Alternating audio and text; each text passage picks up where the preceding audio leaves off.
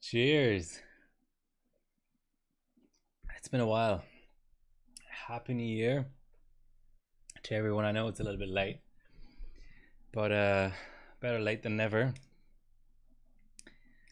Let me know if I think the fan is getting cancelled out. I don't see it showing up on the stream, but let me know if the audio is crap. It's now almost 9 p.m. and it's still really hot. My loop, when I turn on the loop, it was showing 30 degrees Celsius. So that will give you some idea of how hot it is today. Don't hear a fan, that's good. Yeah. It's been a while. There's been so many things. Did a stream together with Tech Tested about Country Cup, so I'll not talk about that today. Actually, right just now I had a pretty new beer, but I made the mistake of putting it right next to my elbow like this. And I was just setting up the stream, connecting cameras and things, and I hit it with my elbow, and I just spilt beer all over the floor. So tomorrow, my benching room will smell like beer for sure. Don't hear a fan. Hey, Tech Tested. Oh, there's speak of the devil. Yeah. So no Country Cup talk today, but I have a system here in front of me. I couldn't find my little green alien, so I have little auras, whatever these things are called. I'm old. I'm turning 35 this year. I don't know what things are called anymore. That thing, whatever it is, and I got so first time chat. Zarok, welcome. How's your Alder Lake binning going? You have the Apex, right?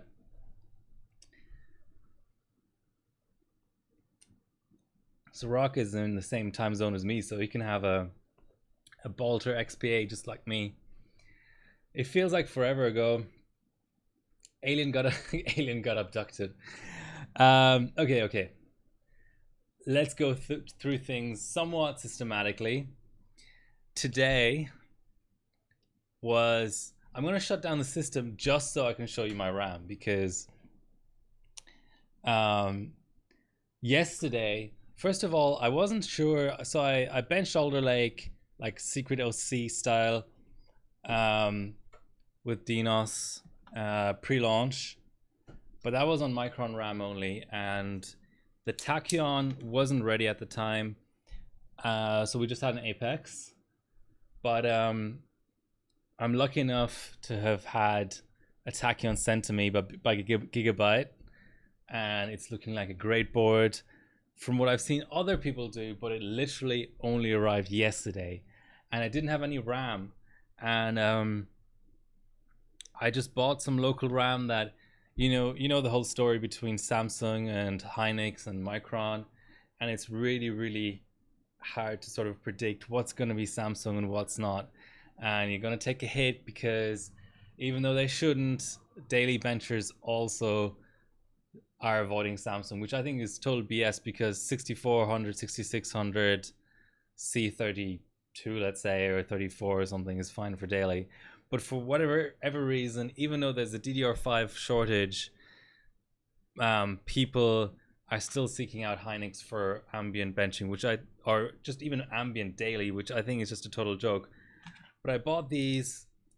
I don't think I've ever in my life bought new Kingston RAM. But I saw that the CL40 stuff has a chance of being Hynix, and I had a board and a chip sitting here, two chips actually. Here's my 12700K. I have the 12700KF. I have the 12600KF in the system, and there's a reason for that I'll get to later. But I bought Kingston Fury 6000 C40 thinking, maybe I get lucky. And not only did it arrive in time for the stream, only a day after the board arrived, but it's fucking Hynix RAM, and I'm so happy about it that I bought two more kits.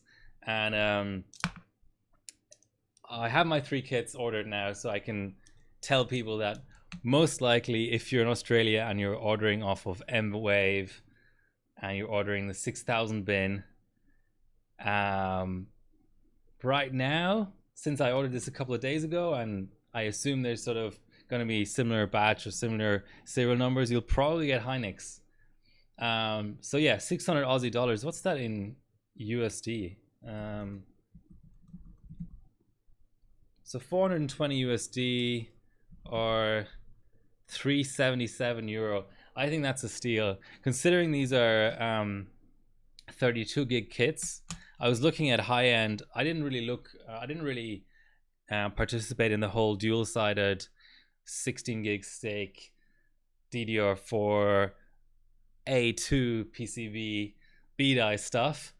But even buying it right now after the release of DDR5, there's not that much of a difference between what I paid for this, which Ralph recently was selling the exact same bin, confirmed Hynix, 7000 capable, for like 550 euros. So I bought 2 more kits. Let's see if they all end up being Hynix. But I couldn't believe it. And the really great thing is the board shows you the manufacturer in the BIOS. That's carefully. These slots are very tight. So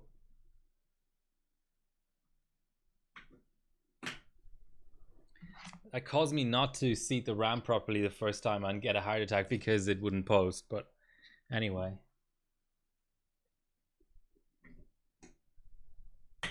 Yeah, did you hear that satisfying click? That's what it takes for the latch to take up, and actually the latch is at the bottom for some reason.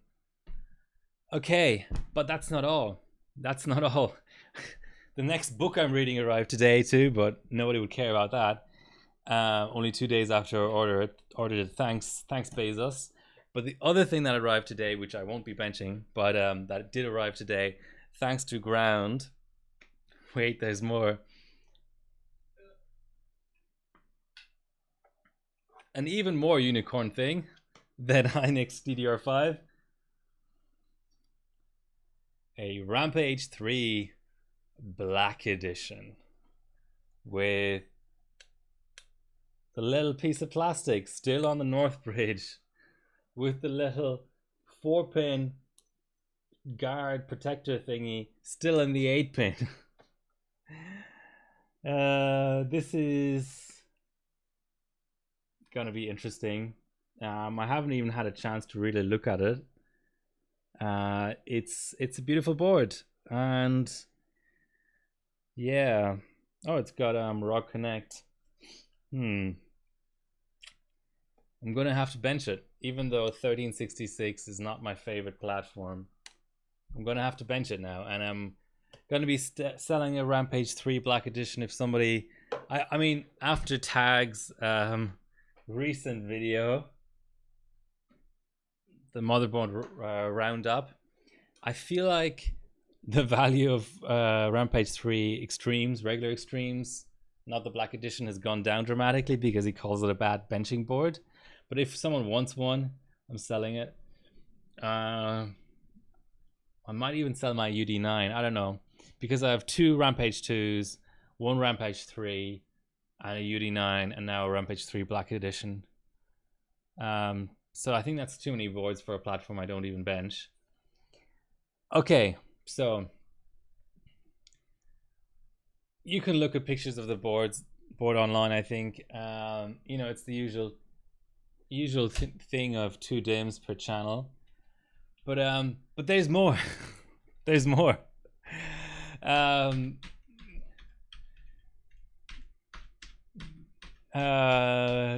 So I'll do a little bit of a BIOS walkthrough once I'm in there. How's everyone doing, by the way?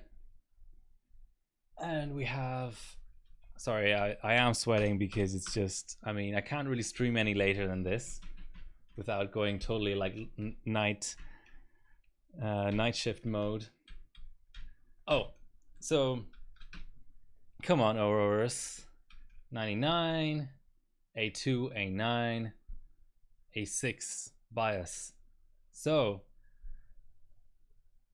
I throw in the first chip, and you know how the Apexes the last two generations have had the SP value for a chip? Well, the Tachyon this generation has the so-called biscuits value. And I threw in my 8-core first, and it gave me biscuits of 92 or 93, and I thought, okay, that's pretty good. Getting ready for work. Nice. But then I threw my my second chip in, my 6-core, and I'm waiting for it to tick over because it does fluctuate a little bit. So here you go, 100 biscuits. You see that in the bottom right screen? Oh, it's back to 99. So I don't know how much this is going to translate into LN2 performance, but Bullshooter, who they the Germans, they basically bin like 280 chips or something like that. Okay, you've seen it 100 now. I can turn the face cam back on. Just wanted to show that. The best they found was 100. So the only thing that is a little bit of a shame is my sort of benching chip is going to be the 8-core. I want to do a lot of 01, 03, 05, 06. Aquamark is back with the new point system. Aquamark is back. I'm so glad about that. So the 6-core with the lower cache is probably not the ideal thing, but I still really want to try that in I want to try that cold anyway. And wrong one. There you go. There's also both manufacturer and IC type, which is really useful this generation. I'm hyped. I'm really hyped, guys. I started benching in 2017. So all I've ever known to be the most recent generation is the year 4.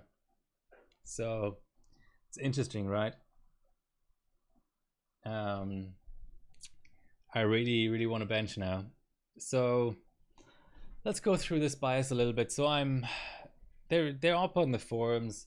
There's X2E, X2G are the main XOC biases on this board. X2 not G, what's the next one? I? X2I I think is the non-OK overclocking one. You know, quad cores and dual cores. That has me hyped as well. And the Tachyon has support for it. Yeah, so what can we sort of point out? I mean, we've got, actually there's one more little fancy little thing. This is Hi Cookie told me this was more for ambient benching, but here's like a best core indicator. Memory size. Okay, that's weird. I didn't. What if I do 64? I don't know why you can set a memory size. What does that do? But anyway, you see the C0 to C7, so that's, what is that, 9 cores? That doesn't make any sense. Okay, I probably shouldn't have pressed that option. C0 to C7 is 8 cores, but is it because the E cores are like in groups of 2 or something?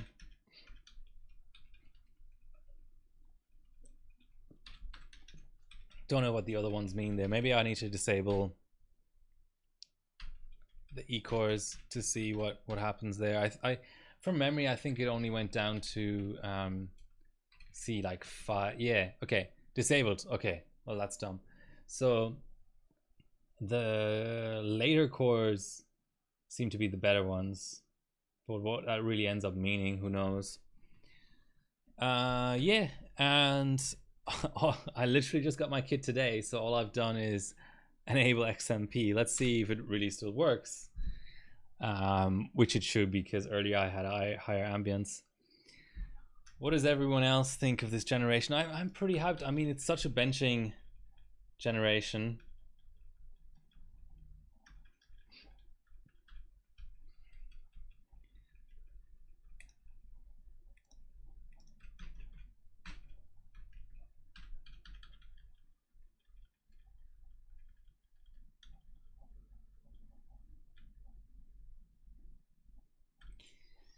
Slow post.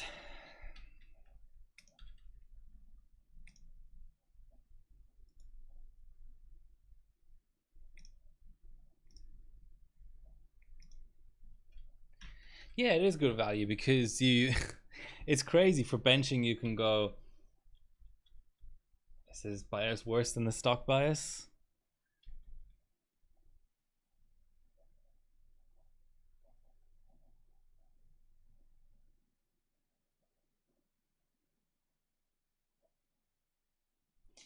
Okay, maybe I accidentally changed my stick order. That's weird.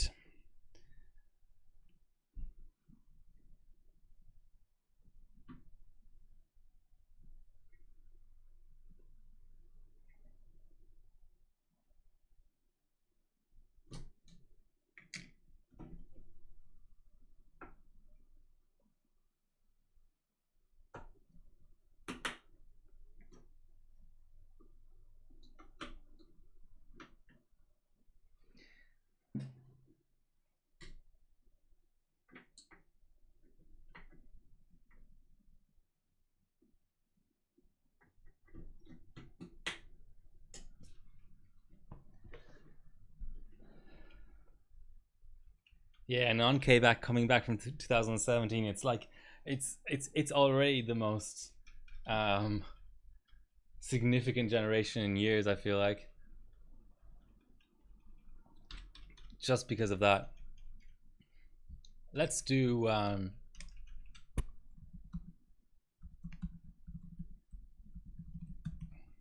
that's gonna feels like it's gonna train. It's just okay, this is gonna be Aussie prices, but just I mean, not to make this AMD versus Intel, but okay, order by core count, price. So you've got your 900 Aussie dollars. Not going to need 10 off for KF, that's kind of lame. Then you've got your 590, 565, 460, 429. That's like, I only paid like 350 for my 6 core, which is insane on launch to pay that for a 6 core.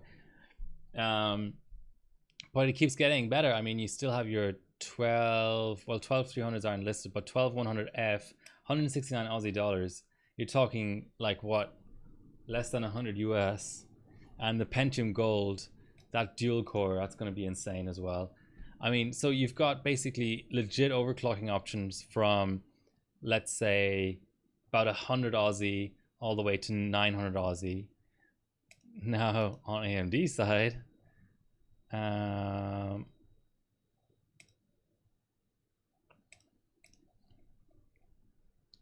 feel like I need to go Vermeer. You've got only 4 SKUs, and it's from 1060 to 400, and very coarse steps. I mean, that 8 core is not priced very competitively at the moment. Okay, so we've got 6,000. What do we want to do? I feel like I need to, what I need to do is, I want to do valids actually, funnily enough.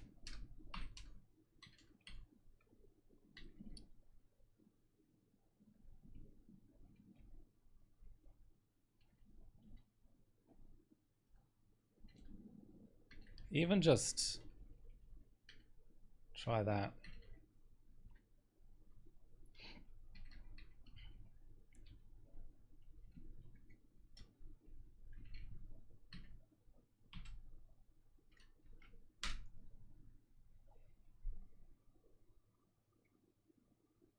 APUs.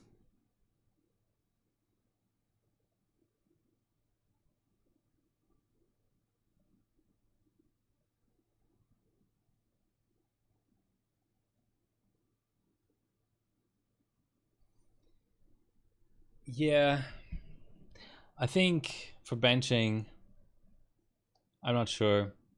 I'm not sure how it's going to go. I got a DDR4 board initially, but I had to sell it again, pretty much.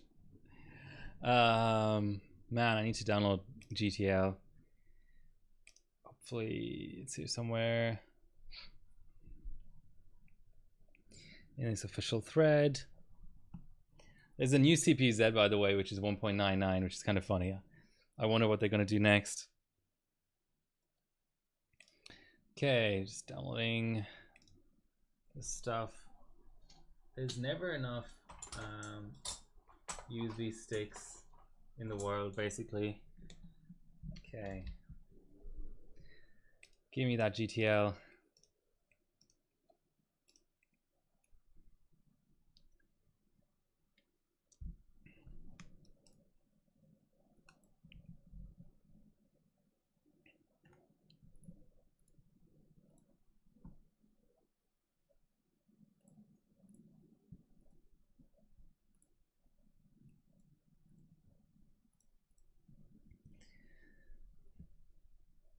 That could be my first rant, actually, talking about quad channel. I don't agree with this whole concept of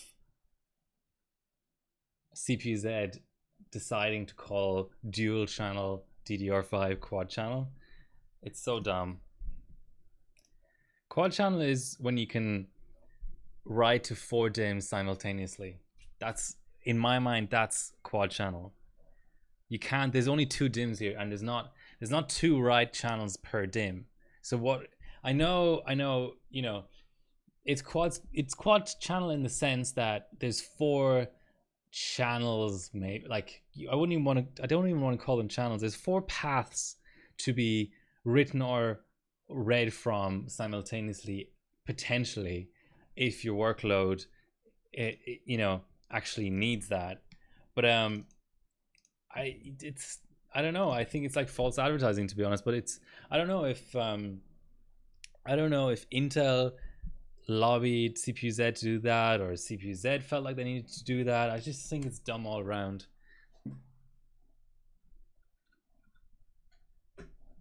And it leads to so much confusion, because when you pull one DIMM, it's still identified as dual channel, which is even more ridiculous if you think about it.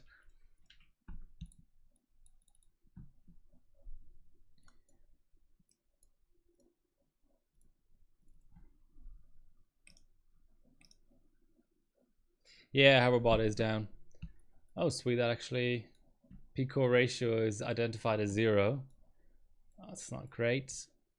Let's try 45. I can use the buttons. Can't even use the buttons. Damn. Okay. I might have to set some stuff in BIOS for that to work. Yeah, hoverbot is down, which is a shame, because I was going to refer to it a little bit. I'm really excited by this dual card O1 as well. Just O1 in general.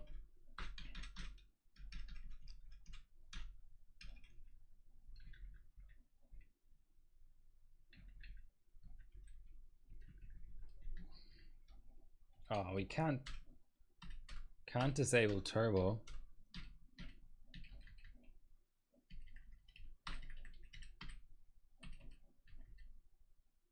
Let's try that.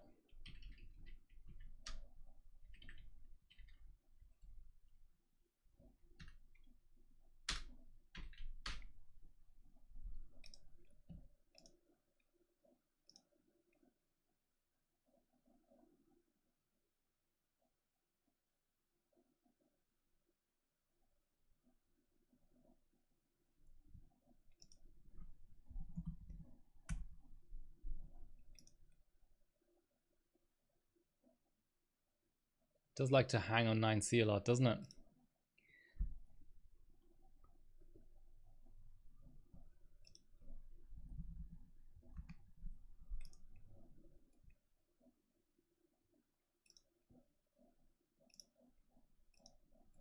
Hey, Carter.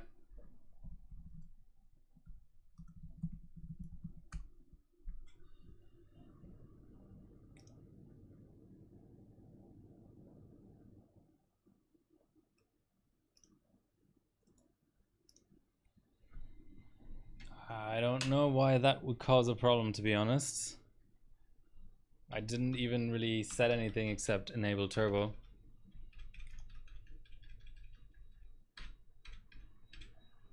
When will multi GPU go up? I don't know. I have a lot to test and check out. But yeah, I do, and it all depends as well on how CSM acts on this platform. Okay.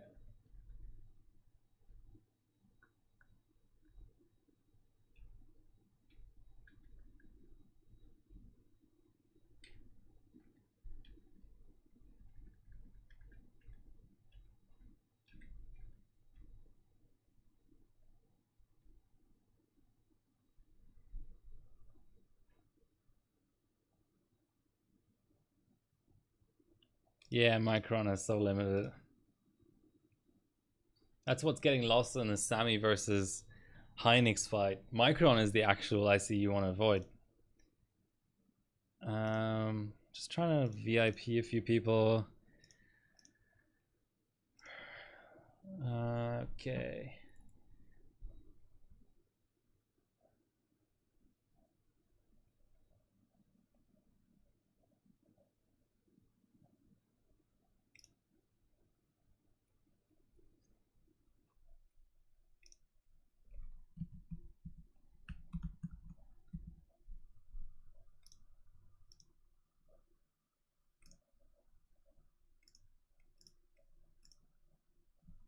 Okay. Do we have working buttons now? It looked like it wanted to go up, but okay,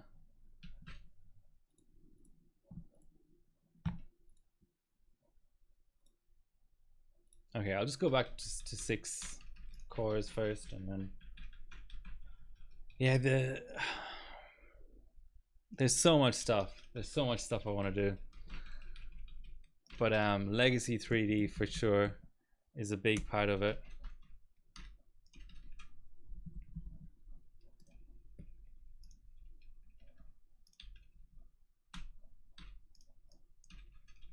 Oops.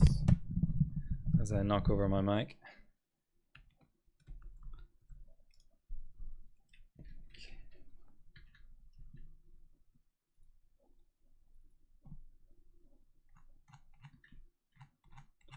It does like to drop the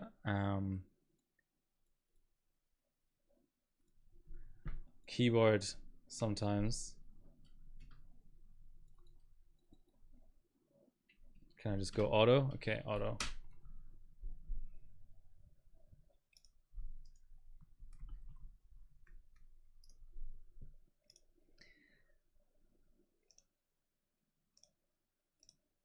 Who's watching the tennis, by the way? Oh, one set each. I may be just distracted a bit by that.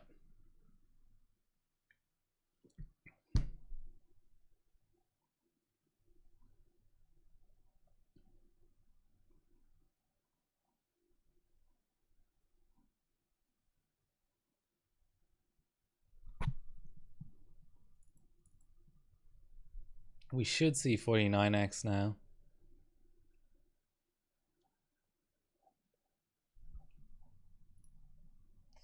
Yeah, okay. So no dice on the core disabling. Okay, so VCCIA vCore. That looks dangerous. Let's go 1.4.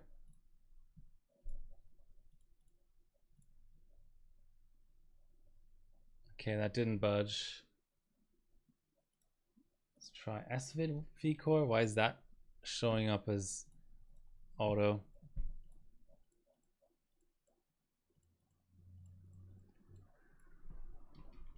New platform woes.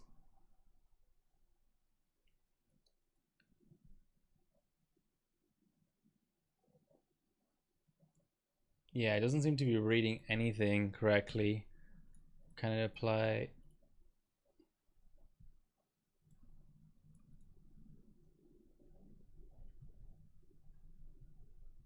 Hard button's not working either. Okay, I have one more GTL version to try.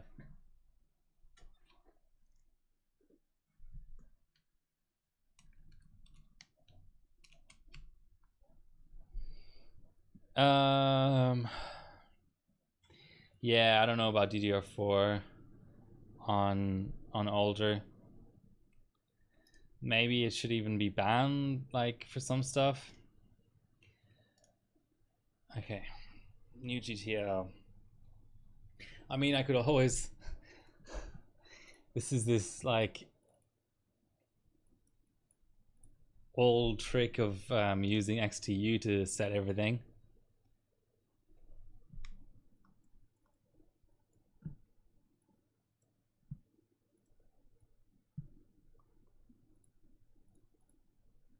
Let's try 1.4.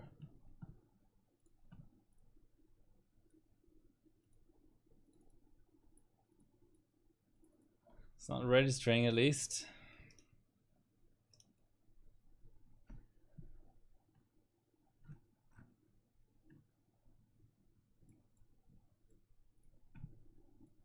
That's working though.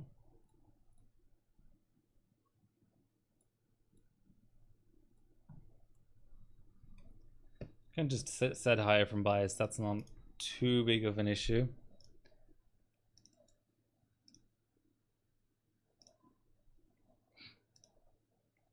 Just getting my other GTL. Maybe it just doesn't, the old one doesn't play nice with this bias version.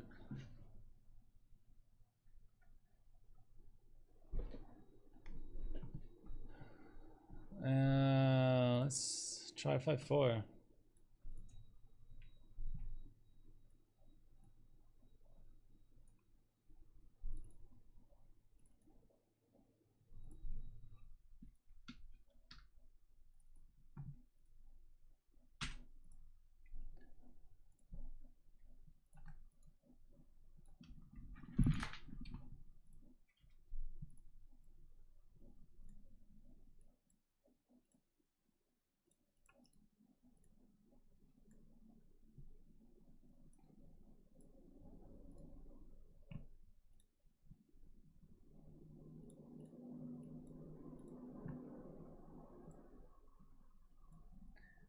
Am I going insane? I thought the shortcut was F7. I've been using F7 for years. Why is it not working?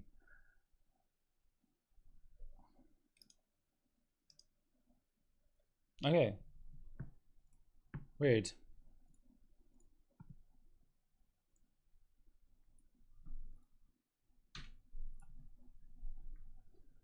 What's the current record? Oh wait, Howerbot is down.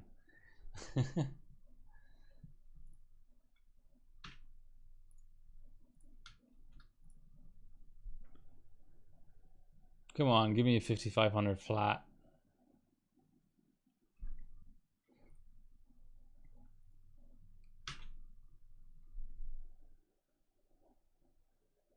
Rumors are Raptor Lake is it has DDR4 support as well, which would really screw with comps. I don't know. I think that like native, it's fun. It can be fun. Like DDR1 on LGA 775 is fun. DDR2 on AM3 is fun, or also 775. DDR3 on LGA 1151 V2, not so much. And DDR4 on Alder Lake is similar. Check on UT, yeah, true. That is helpful. That is quite far behind though. There's a lot of not so new scores that are not there yet. 5.6. Okay, that's a hang. Next stop is trying the new GTL.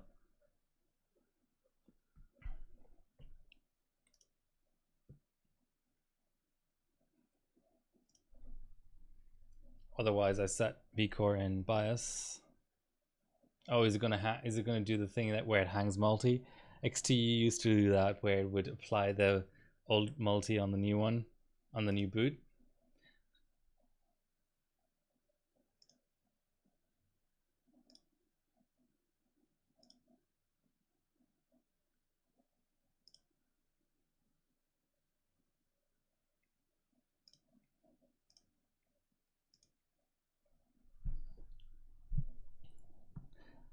Well, 8 is an interesting topic. 8 is a very, very interesting topic. It reminds me of do you remember the so-called frivolous lawsuit of the lady who had McDonald's coffee spilt on her? People keep mentioning that as an example of a frivolous lawsuit, even though it's the exact opposite. It's the example of something that is considered to be a frivolous lawsuit by so many people, but that's fake news. It was actually a totally justified lawsuit. And I don't know if this is this analogy makes any sense, but it's sort of similar with 8. Everyone came out straight away saying, "Oh, 8 is not real. 8 is not real. 8 is not real," and it's sort of turned out that 8 was real. I mean, it depends. I went into this topic before. It depends on what you consider to be, CPU frequency.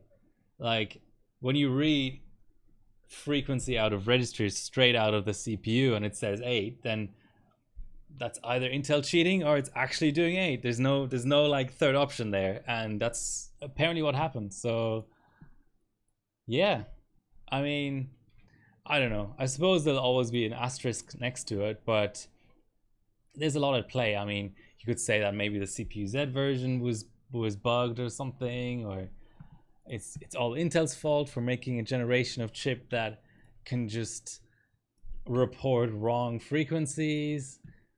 I don't know. There's tons of different ways of seeing it, but long and the short of it is, if you consider Intel and CPU-Z to not have done anything wrong, then actually the chip and the board did 8. If you do consider them to have done something wrong, then those are the cheaters, not Gigabyte.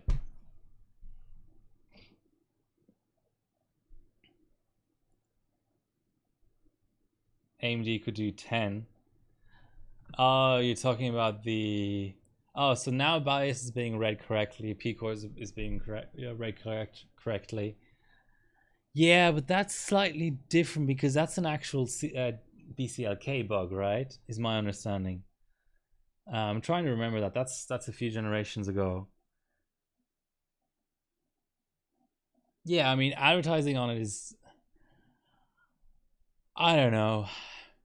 What it sort of pisses me off is that ASRock put out a 7.6 and said this is a real 7.6, when given that it's the same generation as GPU or CPU and the same version of CPU-Z, that 7.6 could just as easily have been faked. It's just that people see the nice round 8.0 and say, "Oh, that can't be true." It's like every valid on Alder Lake has like an equal chance of being faked, or none of them are fake. Pretty much. Yeah, I mean, look, it's kind of the same as the 2DIM Aqua. I don't know. I'm not defending anyone. It's just whenever someone is made out to be the villain, it's usually not true. Like whenever you see something in the news and it's like everyone gangs up on one person or one group of people or one company, there's usually more nuance behind it than that. And I think in this case it could easily be that the motivation behind it was to show that there was a bug, and then someone else ran with it with marketing and so on. Okay, so we do have an actual vCore here now. And let's apply and see a change in. Ooh, yes, we see a change. Button's still not working though. Okay.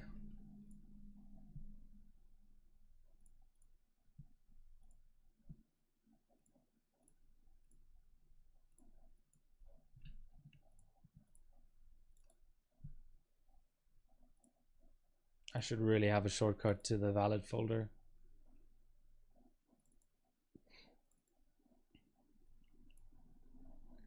So we have 50 extra millivolts. And I mean, it's, you know, it's a dirty game. Like, the other aspect to it is, why should any motherboard manufacturer be marketing their boards with overclocking results anyway? What's the whole purpose of that? That's also, it's deception on a smaller scale, I grant you that, but it's still deception because we're at a stage where you can pretty much produce exactly identical results on 4 different boards from 4 different manufacturers. So I know, I mean, this is how marketing works in general, but to sort of heavily imply that, let's say, Asus is the board you need to pass 6.9 Cinebench is just total BS. You know, you can do that on an MSI, you can do that on an ASRock, you can do that on a Gigabyte, you know, and those are pretty much the only boards people buy. I mean, worldwide, what do you think the market share of Asus, MSI, Gigabyte, and ASRock combined is? 85%, 90%? So the only real truthful advertising anyone could ever do is, hey, we're all great, buy whichever has the right RGB for you. Hey, Harbor Barbecue.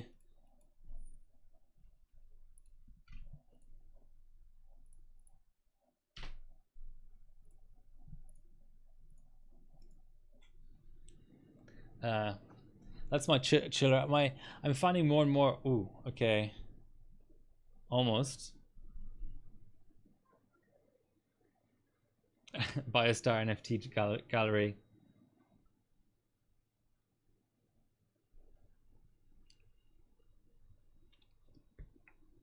I mean, I've touched on this before. If I were ever to be elected prime minister, I would ban all advertising. I think it's just such a giant drain on resources. All the TV ads, all the I'm really showing my age here. Radio ads. Okay, let's go 25 millivolts more.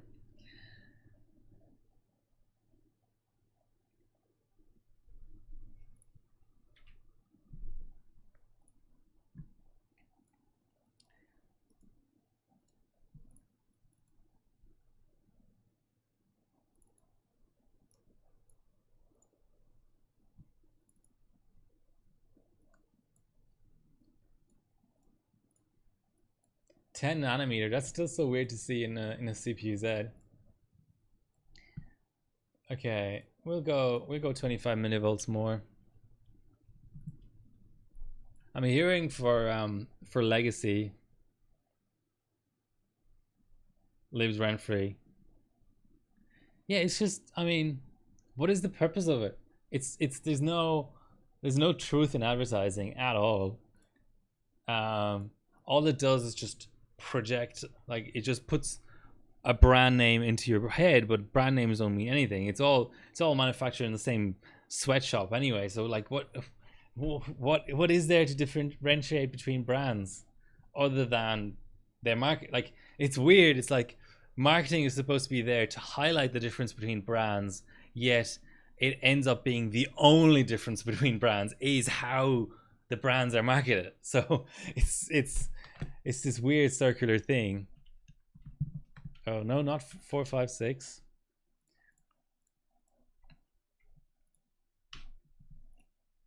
Oh, the valid did save. Okay. Okay, let's just resave another because we got a bluey straight after that. Oh, I need to. I'm off my game. I need to like enable XOC mode and stuff.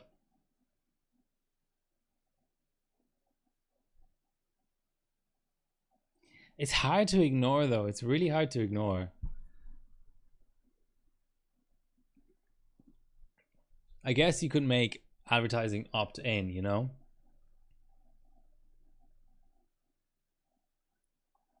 Like if there was some incentive, you know, if like working class people who are short of money could watch an ad to make money, you know, like I wouldn't so much mind that. That's like, you know, the ordinary person on the street sort of taking control again.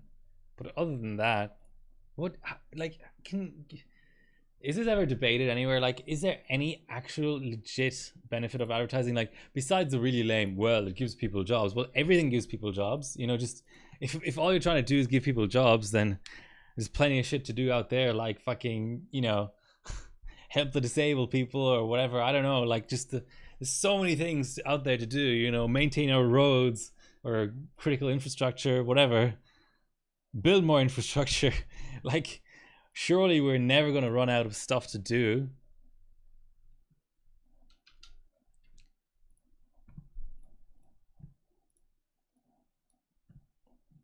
Anyway, enough on that topic. Let's do 55 first, and then 56. Now we have 50 millivolts more. Hey, Paladin. Okay, now legit, it's validated. I do need to go XOC mode though, even though I think that's like not allowed in Alder Lake anymore or whatever because of reasons. And let's try hard and actually use the 32-bit version because that's a little bit lighter. Yeah, multi-GPU is so much fun, man.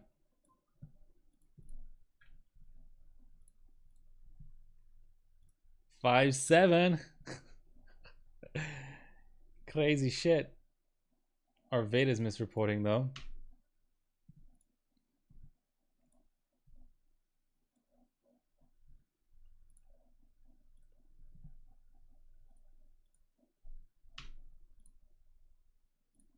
Five eight.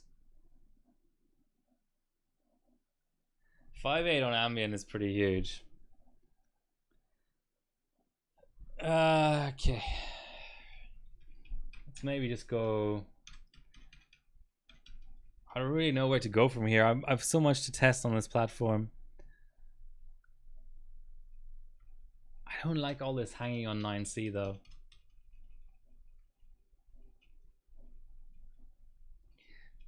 I'll go to 1.5 volt. I know it's 10 nanometer. I'll chill her down a little bit more.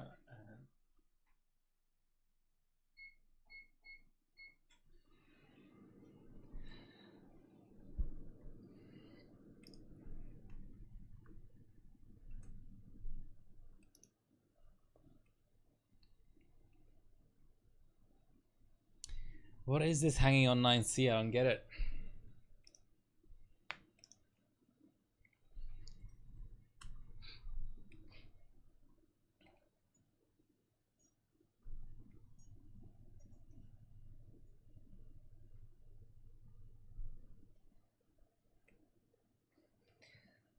Okay, 11600 KF, not 11.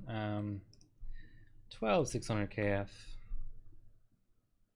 Shit, this dual ranking it's not great.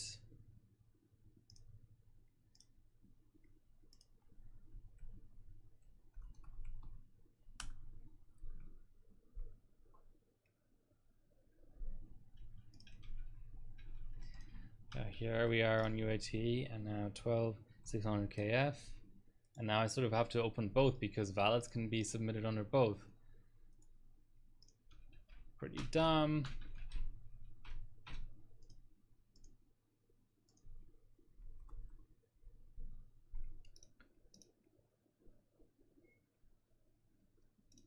Huh, 5.7 is the record. apparently. Yes. Is it the same person submitting in both rankings? That's pretty try hard. Mark Jin. No, it's not. All right, so this is the high one. Let's check it.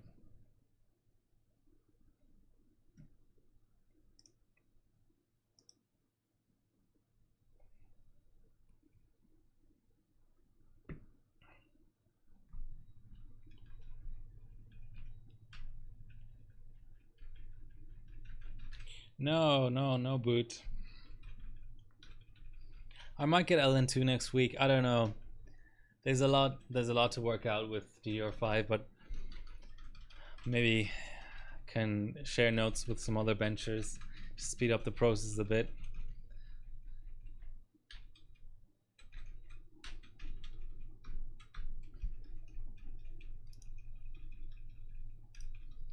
And is there 1.517?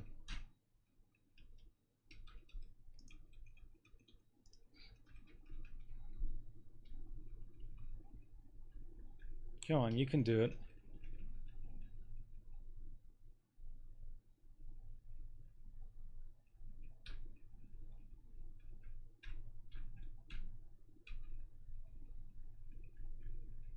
What board do you have, Salty?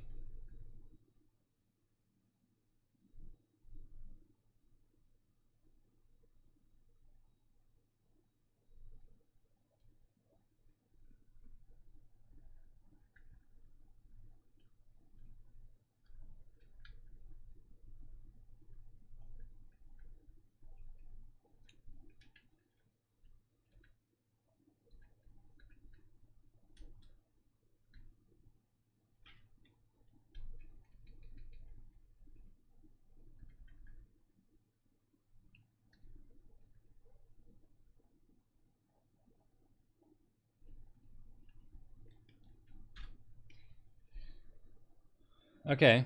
Did you check biscuits on your chip? 5.7 for 03 seems pretty good.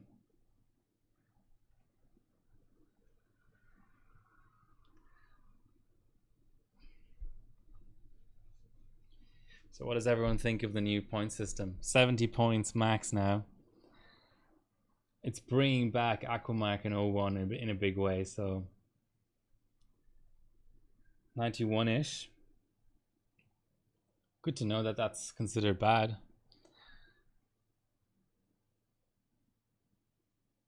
I know someone with an 87 now. That's bad. Fuck Aqua.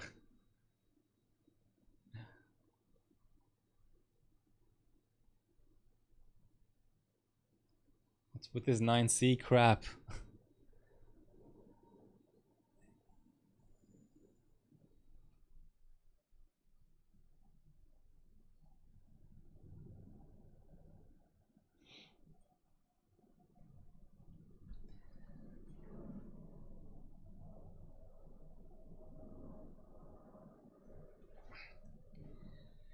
Retry.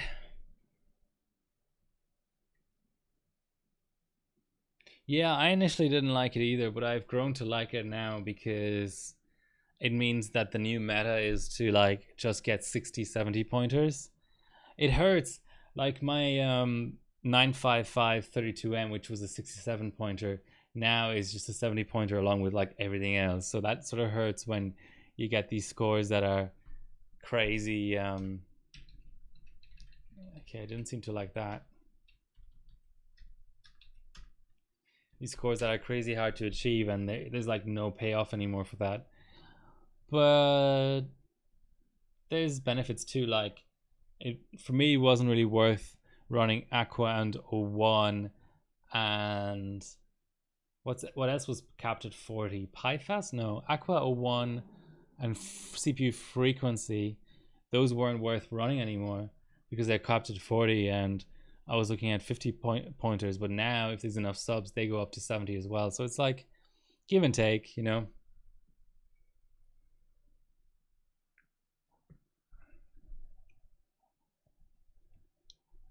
Yeah, Aqua, so dumb.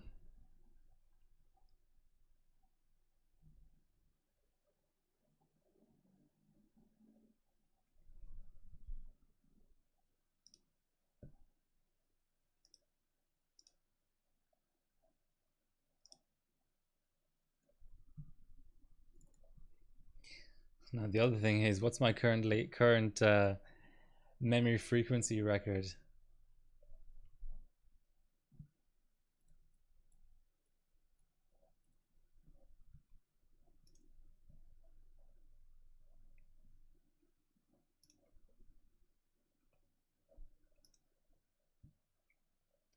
It's not over 6,000.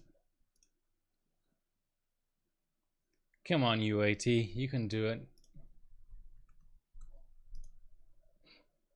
Yeah, 2,800. So now on UAT, what do I get it for 3,100? Because the globals are so much flatter now. How do I get a global view? If I go all, does it flip to globals? Nope. Damn, how do I get a global view? If I go in here and then, are there any globals anymore? Okay, so this will give me 72 globals still. So if I go memory frequency, so this is mixed DDR5 and DDR4 now. If I go, this is crazy, 3,100 because no one's done it, is 80 globals. Nice. Okay. Let's run off a valid. Actually, just a memory one.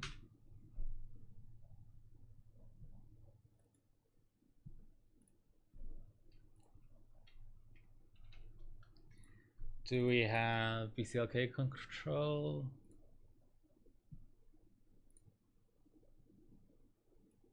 We do. But the buttons still don't work. So what's, well, it seems to be there. Nice, okay. Well, that's useful. So we were gonna do 1.5 flat. Now go 55, 57, 58, 59.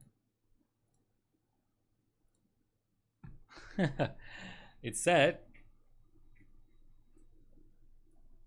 Interesting. No, button will work. I mean, I literally just turned on the board for the first time today, so I guess this is setting bias or something. I don't need the buttons right now.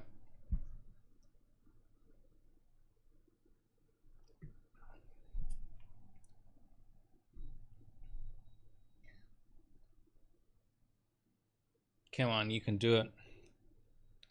Okay, let's try for 101 BCLK 58X. Maybe it just doesn't like that multi. It's like Sandy, right? Got a BCLK up. 6G, I mean, getting close to 6G on ambient, that's pretty damn crazy.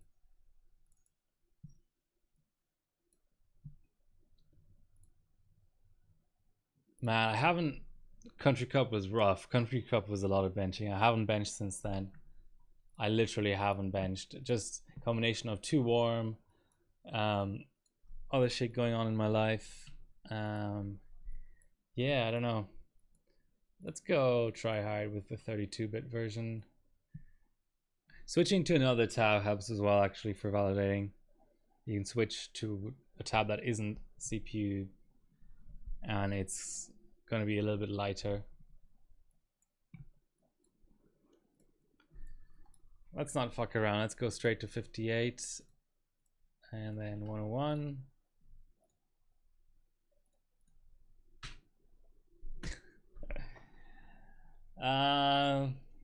Okay. Just give it a little bit more cold.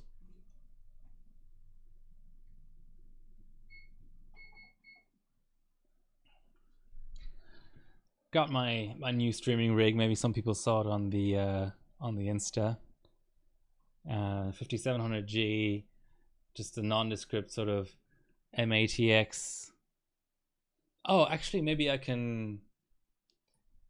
Let's go real try hard and go with the good cores only and see if the new version of GTL will apply ratio Yeah. Still with cores disabled.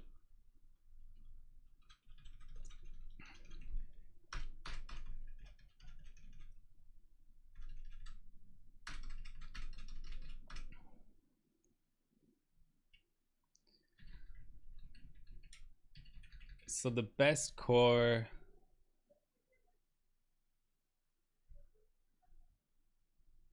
It's the very last one. Let's try the very last one. I'm curious.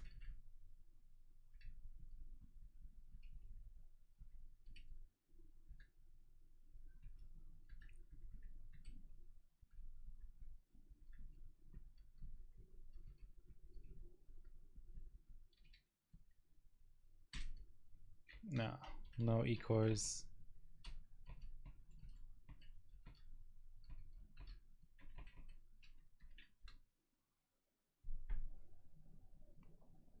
This will be a pretty short video, or stream rather. God, when was my last stream? Probably early December. So it's been a month and a half. But yeah, if I can get LN2, I'll get some next Friday. What is it with this 9C bullshit?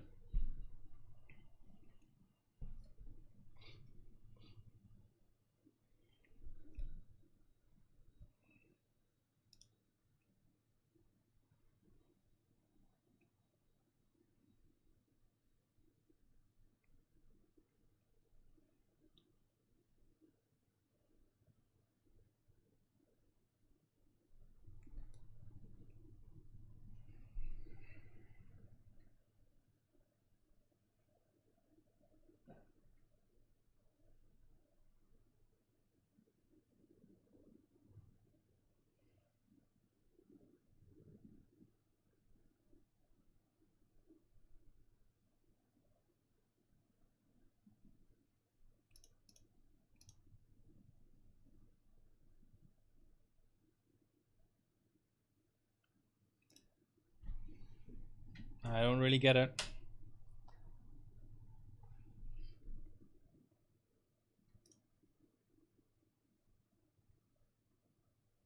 Yeah, GPU for sure. So much. I need to retake some GTX 770. I have a good 770. 970 as well. That used to be my streamer, but now that I'm using the iGPU in my 5700G, that's been freed up.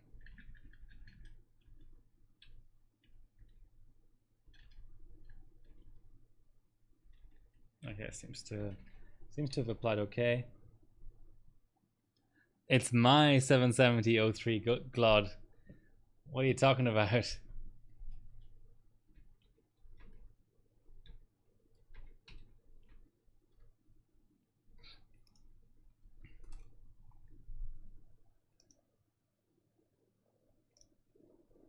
Yeah, and 970, I don't have an E-powered or anything, so I'm just gonna do Legacy. Legacy, it suits me better anyway. It's more down my alley. No, some of these have not been recalculated. Should be a 70 pointer, surely.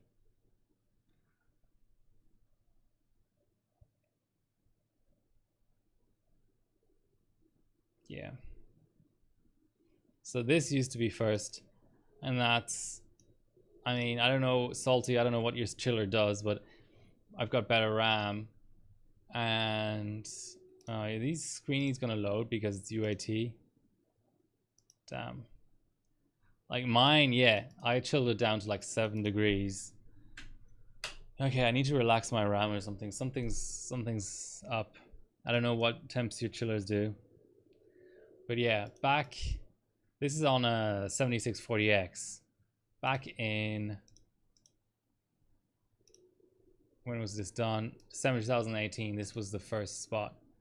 And then people did LN2 cards and like LN2 on the CPU. Oh, you reran on older. Okay. I was like, why are you first? Well, because you're on chiller. Yeah, I'll do LNTU on the CPU.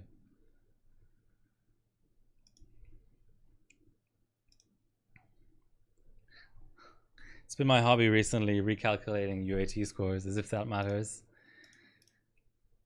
Yeah, 1600 in a 49-minute run. That's not bad.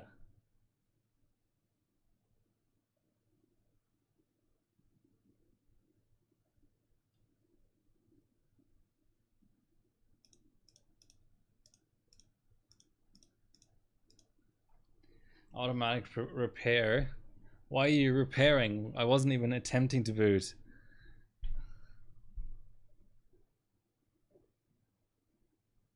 Oh, nice.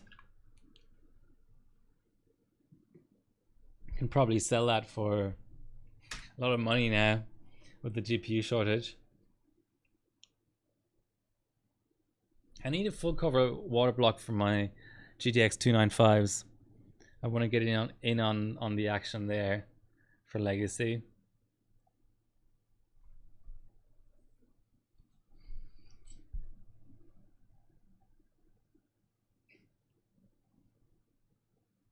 The outrage. Garbage Samsung?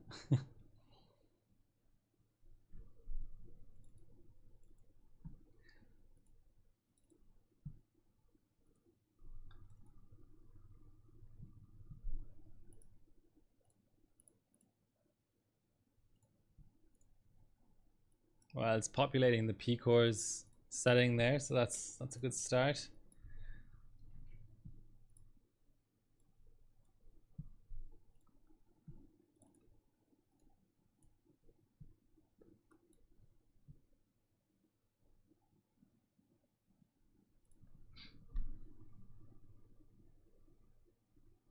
Not at all. Miller is on last gen. It's going to be easy.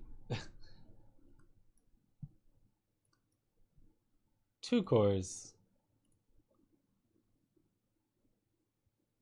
It's not what I wanted to do, but let's try anyway.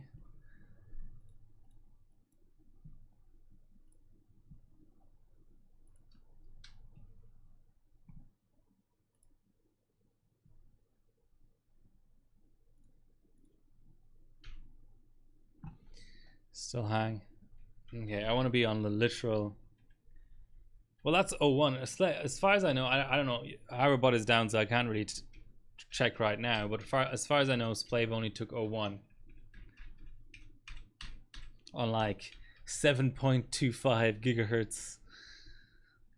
So that's raw CPU power there. Okay, well this is new.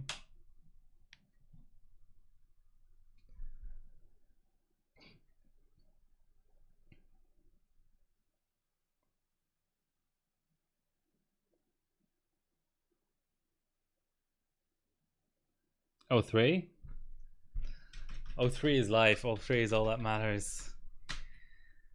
Okay, I feel like next time I get into BIOS, I'm clearing out my memory settings.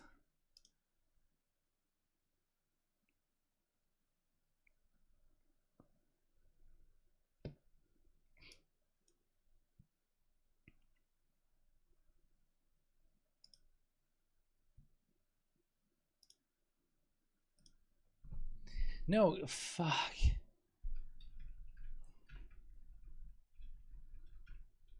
They need to bring back this direct key button that some boards have where you just hit a button and go straight into BIOS. How hard could it be?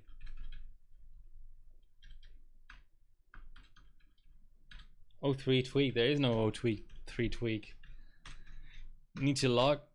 You need high refresh monitor. You need to set bench res. You need to set loud. You need to. That's it. It's kind of it. Yeah, okay. But I thought he only did 2 card. Then I'll do 1 card. Whatever. I still don't think he has all the GTX 295 legacies. Is what I'm saying.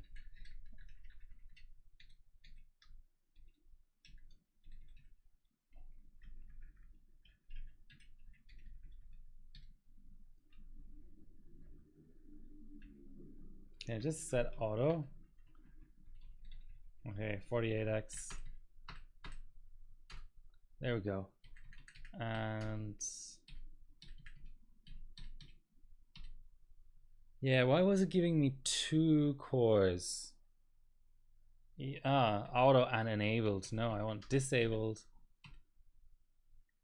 There we go. That's the core I want.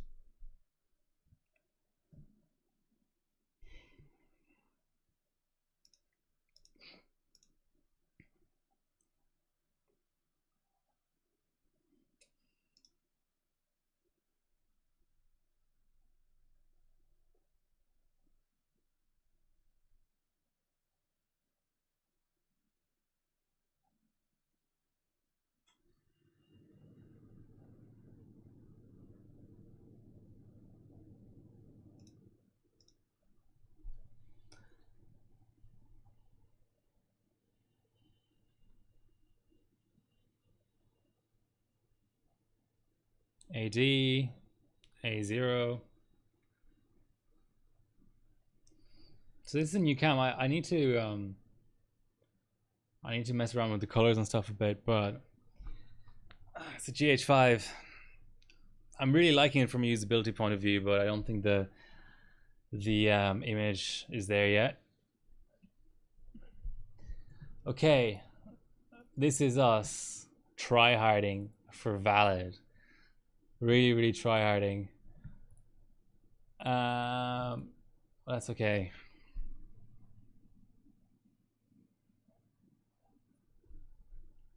Yeah, but 01 to Vantage, but does he have a single card and dual card is the question.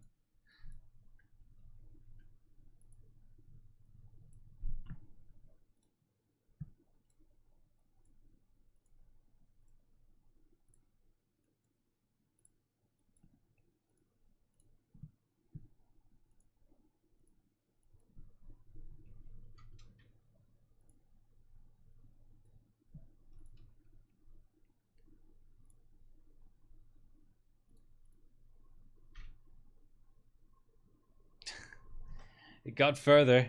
Okay, let's try to get a 5.85 out. Yeah, I think I at least saw him put up an 01 dual card, but I don't know if he did the rest. Aqua though is the real. Aqua is the real deal. Aqua is such a good bench. I'm so hyped to have it back.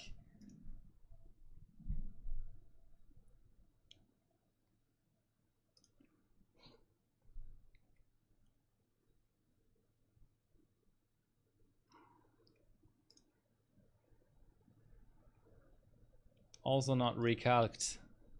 I want to see 70s everywhere.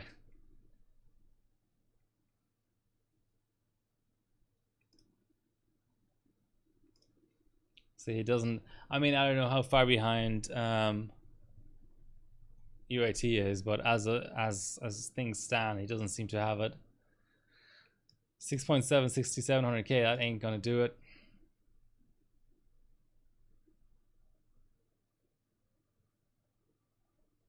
Brazil Fakes, how are you doing? Welcome, welcome. I gotta, before I do any serious benching on this board, I gotta figure out what 9C even means. Like, this is just so dumb. There's something, I have like dirty slots or something.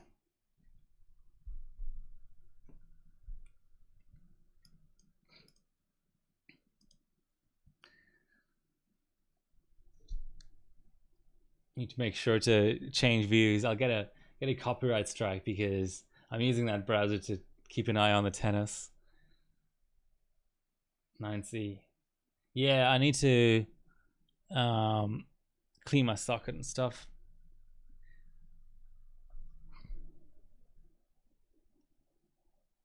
Motherfuck. Okay, let's try outside slot only. I actually don't really care. I just wanted to consistently post.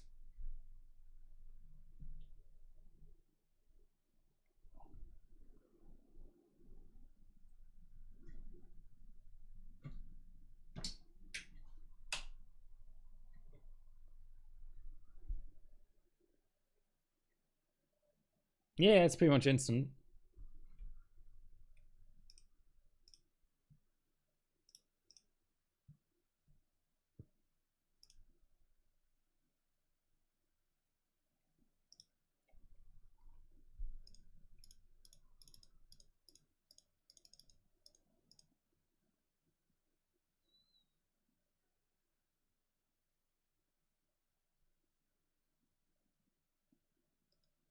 so he took 01. Yeah, that's up. Is that a recent score though?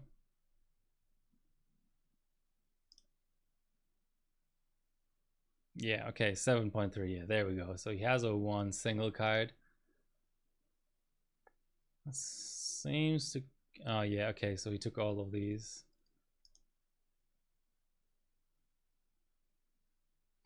What's with the hang? I don't have. I do have maximum set, but because this is. Yeah, I actually have quad channel DDR4 maximum set. That's not very smart. I need to get rid of that.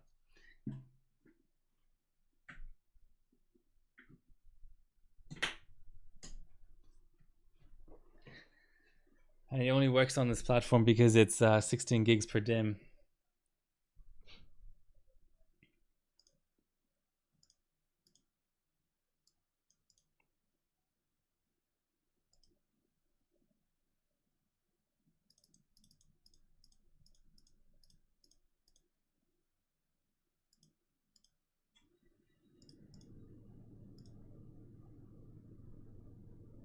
$60.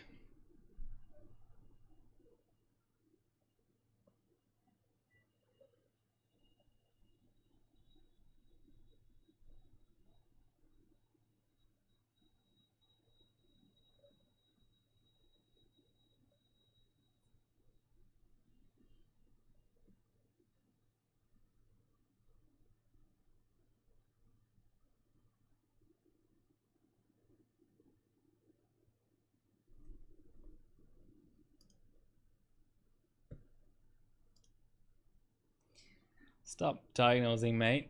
Ain't gonna do you any good.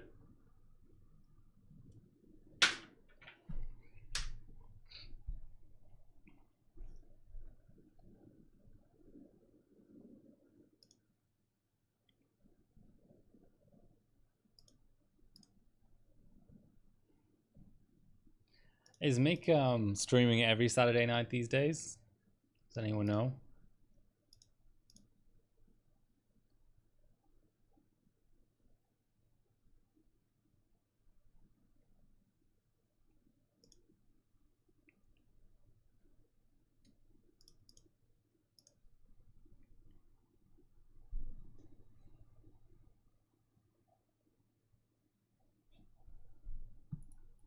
So let's check.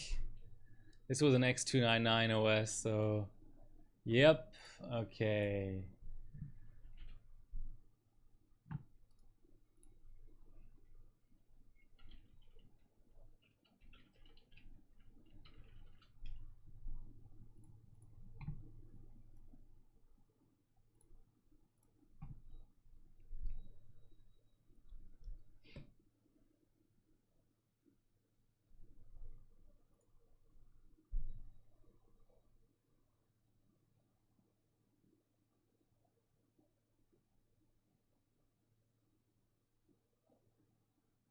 Yeah, so today is mostly for just making sure my setup still works. New camera, new stream rig. Get back into the swing of things.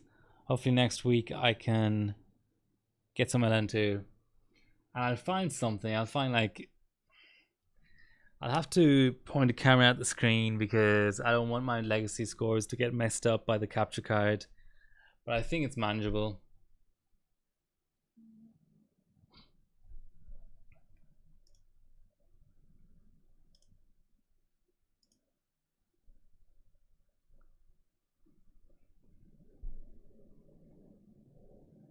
Tachyon.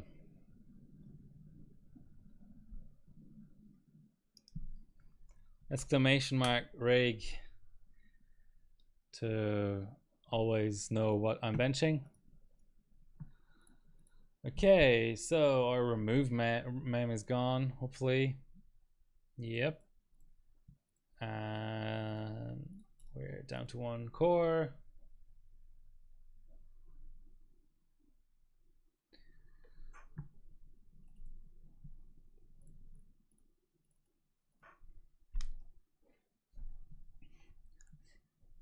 Bench is truly whatever.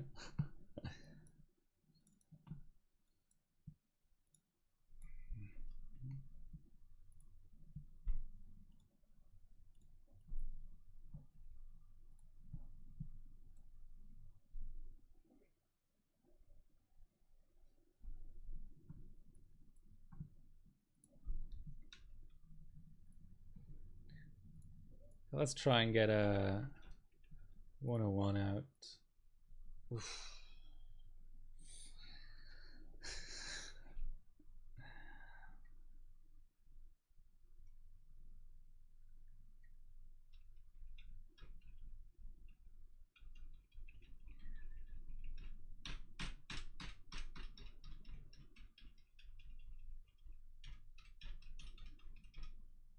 That was worse.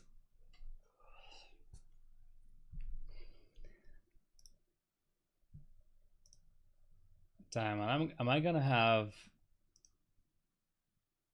Can I strategically...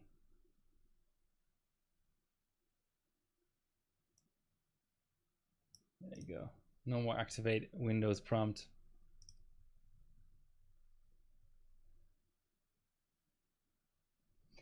Yeah, the actually all boards, from what I've heard, the inside slot does worse than the outside slot.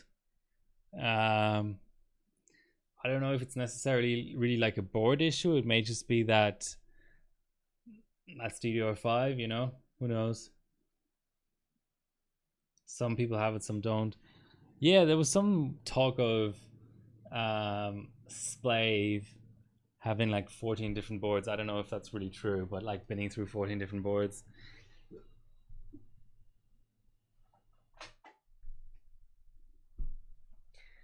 All right, to finish off the stream, I'm going to do something a little bit different. I'm going to actually go through AM4. I'm going to do a motherboard roundup. Inspired by Tag for sure. I would say that the socket that I know the most about is AM4, so I'm doing that first, but I'll do AM3, AM3 Plus, FM1, FM2 as well, and then maybe AM1 and some stuff like that. But on the AMD side, Tag has already done 939, and he'd probably do 754. So I don't think I'll go as old as that, but maybe AM2 Plus as well. Yeah, exactly. Let's go. And I'm going to cut this down for the YouTubes. So AM4, what is it? It's actually the current generation of AMD platforms. So a little bit of like just basic knowledge, basic understanding for those who don't know. The number tends to stand for the DDR generation. So there was AM2, which is DDR2, AM3, which was DDR3, and AM4, which is the current generation, which is DDR4. And there's going to be an AM5, which will be a DDR5 exclusive socket. Previous to AM4, actually AMD had like separate sockets for APUs and regular CPUs. So there was the FM lineup, FM1, 2, 2 plus, and then the AM 2, 2 plus, 3, 3 plus. But AM4 sort of represented the merger of both lineups. So it's both APUs and regular CPUs work inside of AM4. And it's been around since, I guess, for the really early stuff, the end of 2016. And it's obviously been a really long-lived platform. We have one more sort of half generation to come, which is Zen 3 3D or Zen 3 Plus. I don't know what they're really calling it, but basically it's Ryzen 5000 3D with the 3D stacked cache, which I have here in my little table. But basically for regular CPUs, this is kind of where we're at.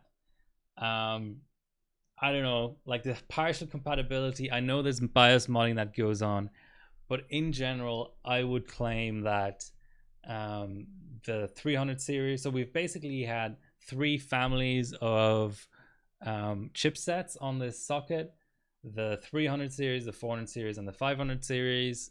The 300 series came out together with just the beginning of the platform and sort of tends to have good support all the way through the Ryzen 3000. The 400 series was released together with Ryzen 2000, but also kind of has good support all the way across.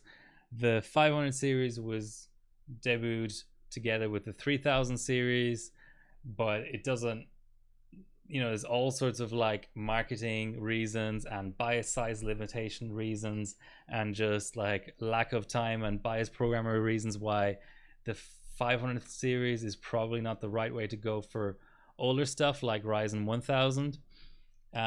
Oftentimes it's just flat out incompatible.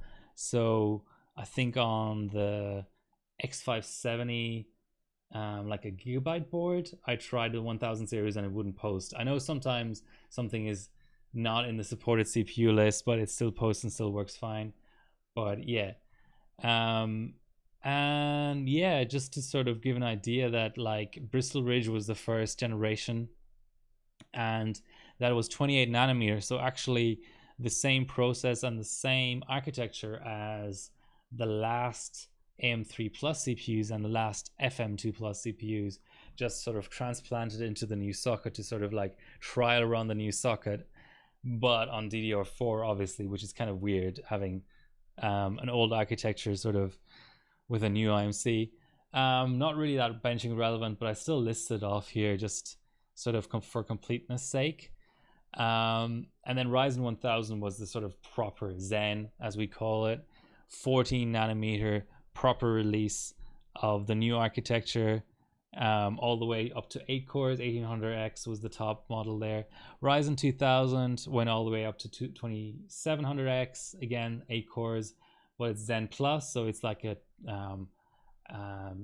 in the Intel sort of lingo would be a TOC, you know, in the TikTok cadence. So it's like a process, it's an improvement of the existing architecture, but it's on a new process, so 12 nanometer global foundries instead of 14 nanometer global foundries. And I would argue the best to overclock, because it's got no cold bug. So Ryzen 1000 series is tricky because it has sort of like an IMC cold bug type thing where the IMC degrades and slowly comes back towards full pot, but it's not as good at full pot in terms of RAM megahertz as it is, let's say, on ambient. So that's a bit tricky. I like the 1000 series, but it's not for everyone. 2000 series is the most beginner friendly XOC generation of Ryzen, I would say. 3000 series, you have the added complication you have, that is Zen 2, so it's a totally new microarchitecture, and it's a new process as well, so it's TSMC 7 nanometers, but the IO die is on an old process. I think it's on 12, Global Foundries 12 or something like that. So you have like an Infinity Fabric / IMC cold bug, and similar on the 5000 series, which is Zen, sorry, 3000 series is Zen 2, 5000 series is Zen 3, but it's still on the 7 nanometer TSMC. On the APU side, it's even more messy. Here's like a rough approximation of how it all shakes out. Basically, the sort of summary would be, if you wanted a board that's compatible with pretty much everything, it would be something like a B550 Master, but that's skipping ahead a bit. But just to say that this naming scheme is a little bit out of step, so the Zen 1 non-APU, so chips without an iGPU, are 1000 series, whereas the Zen 1 APUs are 2000 series, so it was always one behind. But then they decided to make the 4000 series APUs OEM only, and then 5000 APUs are actually on the same Zen 3 architecture as the 5000 non-APUs. Okay, anyway, what boards are good or bad, indifferent? I really love the Crosshair 6. I think for 1000 series, Ryzen is still the way to go. There's a few things that got better with the Crosshair 7, like they changed the memory topology, so for chips that can really actually take advantage of it, which 1000 series can't, you get higher mem clocks and maybe tighter as well. Then they added a PS2 port. There's a few little drawbacks, like for some reason Asus, it might be like patent related or something, they decided never to go dual bias anymore on AMD. So that's a shame. So the bias chip is there's neither a second bias chip nor is there a socketed bias chip. So there's a few little niggles like that. I do miss the PS2, but otherwise great board. Yeah, I'm looking forward to benching mine again with the new point system. and you've got your, you've got your slow mode, you've got your LN2 mode, you've got your retry switch, safe boot, everything you need, postcode display, great board. In the 300 series, that was the beginning of, let's say, benching relevant AMD for the current generation of benchers, really. And because previous to that was a long time ago, so there really aren't that many other good boards. I just want to mention, as a dishonorable mention, the Extreme. It sort of looks like a Hero, just it's EATX and it's called Extreme instead of Hero. And you'd think that maybe if you can find one cheap or something, it could be a good alternative. Just don't. I tried benching on it. The BIOS support isn't as good as on the Hero, and you can't, as to my knowledge, cross flash. I tried to run this on cold, and it had a cold bug at like minus 120 or something. And it's got all sorts of weirdness, like it has an RSVD switch up here, but it's not implemented. And yeah, it's just sort of awkward. It's like bigger and it's still the same as the other boards, and it tends to be more expensive because people who buy it as collectors or for dailies think they, it obviously had a higher MSRP. But yeah. Oh, the other thing I didn't mention was, maybe you can sort of make it out here, maybe not, because actually the retention mechanism changed from AM3 to AM4. The Hero, and I guess the Extreme as well, have AM3 holes, which is really nice if you have an old Kingpin heater, or just even an old air cooler or an old pot that has only AM3 holes. So that was pretty nice. Otherwise, 300 series, it's pretty slim pickings. I mean, there's some cold results on the gaming K7. I tried to run it cold for a 5 gigahertz clock limited gigabyte competition, and I got nowhere. It has all kinds of cold bugs. Basically, it has this weird cold bug that a lot of boards have that are not cold optimized, where you have to like stay below a certain temperature to boot into OS, and then like apply voltages in OS, and then maybe get full pot that way. But then if you crash, you have to torch all the way down again. It is a good looking board. It has all the sort of prerequisites, I suppose, of a good benching board. It has your post display down here and some buttons that I don't know what they do, but yeah. At a push, I mean, if you really can't find a Hero, which 5 years after release I would think it would be cheap enough, but this would be sort of an worth a go. But I don't know how it'll go. I mean, it's worth mentioning in general that with all of the evolutions on AM4, with all the new GSAs and stuff, it's often worthwhile running a really old BIOS actually to get, especially if you're trying to run like 1000 series, don't make the mistake of flashing to the latest BIOS on something like a Crosshair 6 Hero, because that might screw you on cold bugs and stuff. So, and I would say the similar thing would apply to other boards. There's also some cold results on the BIOStar. I don't know enough about the board, but again, the same thing. You've got your buttons, you've got switches here. I don't know what they do. You've even got dual BIOS, it looks like here, and they sort of look socketed, and you've got your post display. I think it has PS2 again as well.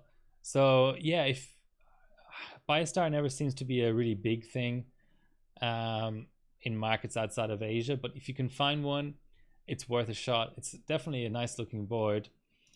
But that's kind of it for the 300 series. But the good news is you can pretty much, I think for the unlocked 1000 series chips, a Hero 7 will do. So if you're sort of looking for a board that will cover all of the non-APUs for all of AM4, this board has 5000 series support. And I ran 5000 series for Pi Prime and Country Cup, and it legit clocked FCLK well. So again, you've only got your single BIOS and stuff, but yeah, I think this would be the way to go for it if you just wanted one board and you wanted to run all generations of Ryzen. I think you can't go wrong here. I don't know what the used market is like these days, but I feel like, yeah. So you've got your Daisy. They changed from T to daisy chain topology, and you've got your PS2, which is nice for, you know, getting Win 7 working easily and stuff. Not a massive fan of this relocation of the buttons from the bottom to the top, but okay. It seems it's weird seeing it with the heatsink on. Actually, mine doesn't have a heatsink on it. What else is there? People run this. Same sort of caveats as with the 300 series gigabyte. I mean, in general, the AMD BIOS and software utility support on the AM4 platform by Gigabyte has not been great. So there have been versions of GTL floating around, and there have been XOC BIOSes floating around. But good luck, for example, getting a BIOS and a GTL version for this board for the 5000 series, for example. So yeah, proceed with caution. It's definitely got the prerequisites, but yeah, I just don't know. I don't know how. Again, I can't speak for every single market in the world, but you know, is this board really so much cheaper than a Crosshair 7 to be worth it? Actually, they did not make an Extreme this generation. They skipped it because I can imagine this Extreme 6 having terrible sales because it just had an awful RRP, really, really high.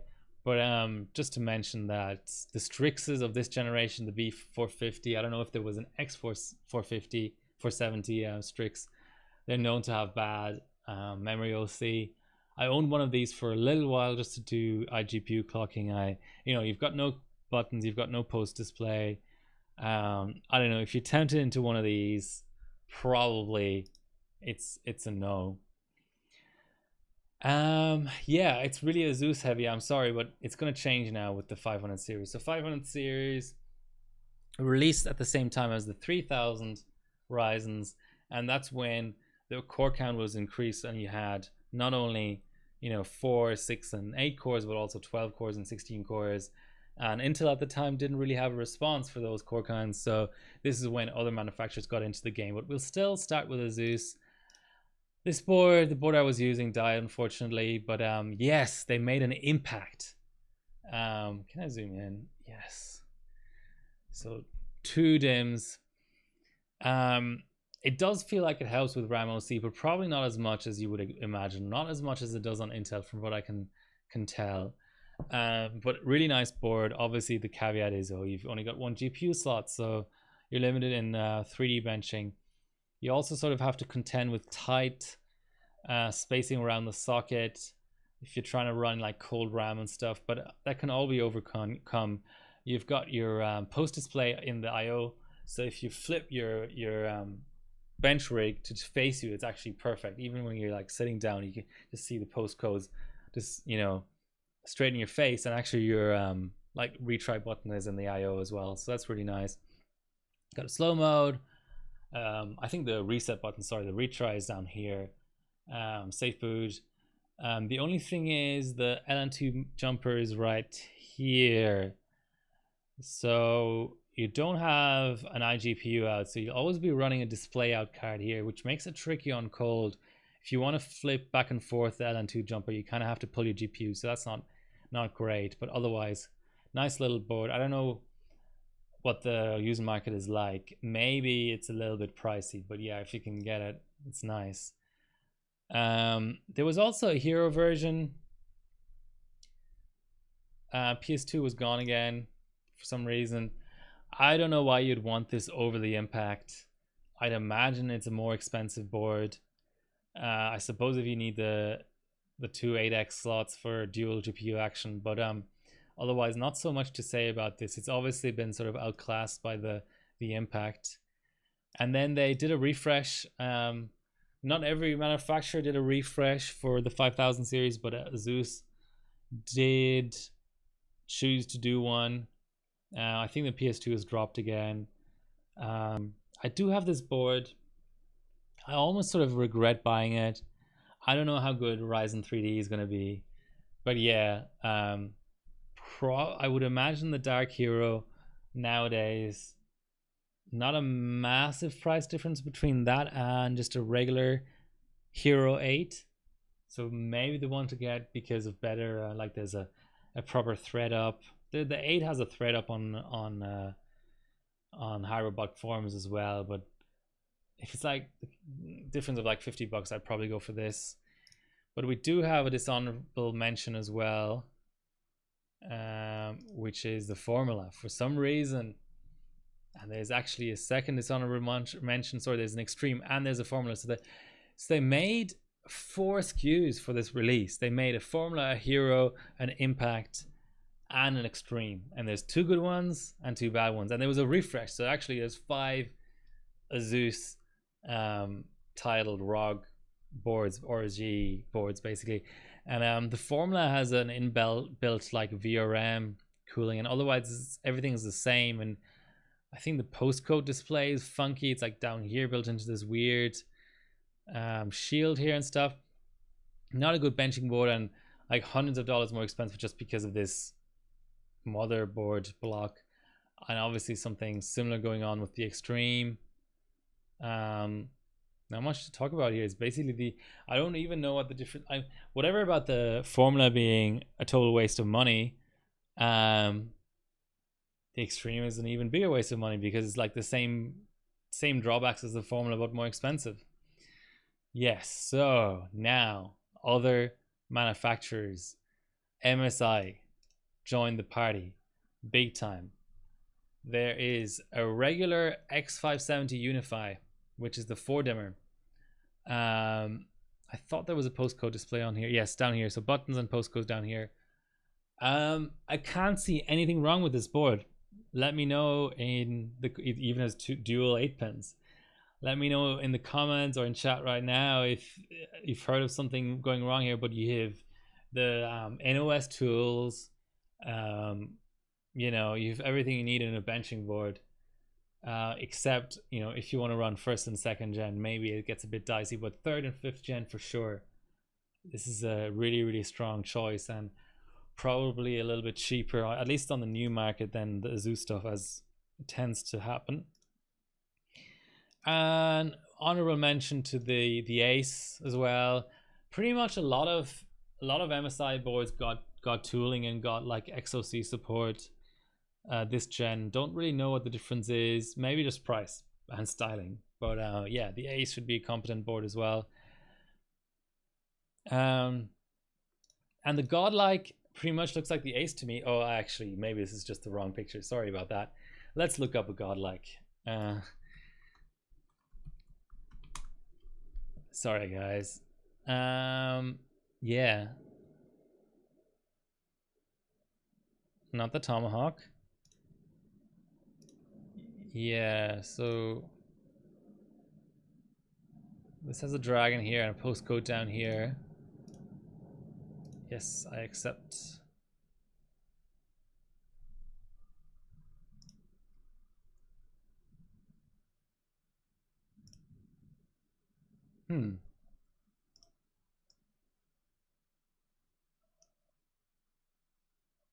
Is the postcode like built in somewhere? I can't see the postcode, but you can tell that it's a different board, right? But basically it's the same thing. It just has like 10G LAN and stuff. So yeah, that would be a dishonorable mention just because it's too expensive. And the same with the Aqua. So this is the generation that like Spave and those ASRock benchers started benching, and they did it on the Aqua, which is fine. I mean, if you get a expensive board, fine, but this has a monoblock on it and it's just ridiculously expensive. You just don't need that. Like something like an MSI Ace, an MSI just Unify is great. And yeah, that's it. So same thing again, like I mentioned with the X470, maybe an Aorus Master will work fine for you. You even have read points up here, which is kind of cool.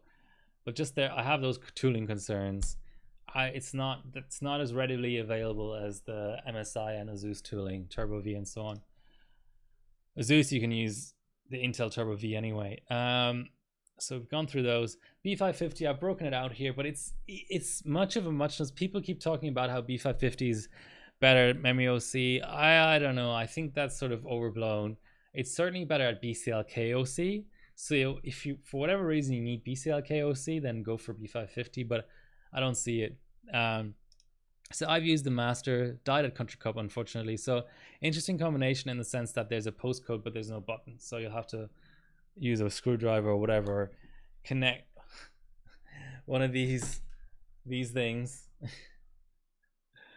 to get your button. But yeah, otherwise, this will work fine. And it's actually one of the only boards that claim support of every APU generation and of every ever regular CPU generation. So if you want just a really good all-round board, because that's the one drawback of the Heroes, the Asus Heroes, is that they'll support the regular CPUs only, not the APUs. I mean, they'll support the APUs, but only for 2D overclocking because they don't have display out.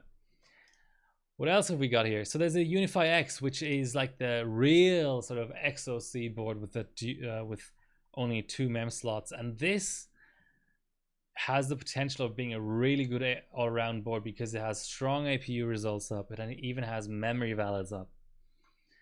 So that's nice.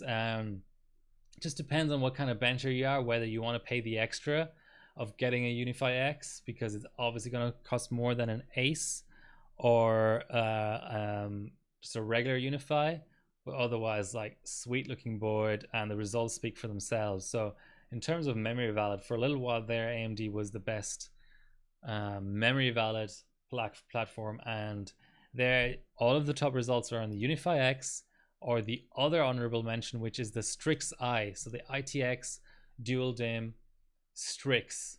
Yeah,